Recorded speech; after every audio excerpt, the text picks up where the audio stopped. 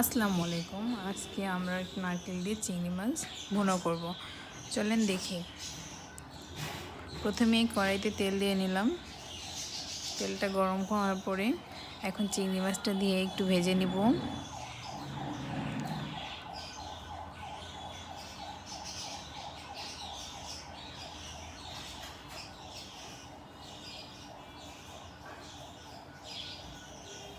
লাল করে ভেজে নিব চিংড়ি মাছগুলো একটু সুন্দর করে। এখন এটার ভিতরে নারকেল বাটা, পেঁয়াজ কুচি এগুলো সব দিয়ে নিব। তারপরে মিক্স করে নিব, একটু জাল করব।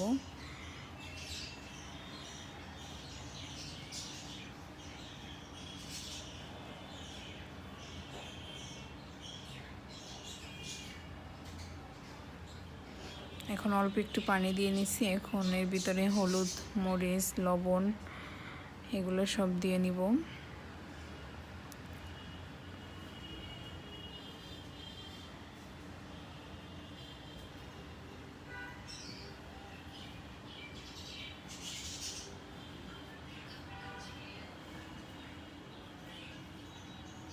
এখন একটু মিক্স করে নেব।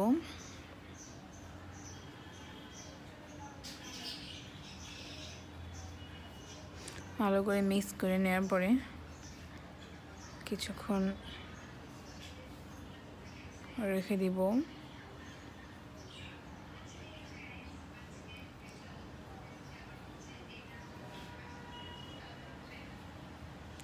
সুন্দর করে মিক্স করে নেড়ে চেড়ে এখন একটু অল্প করে পানি দিয়ে নিব।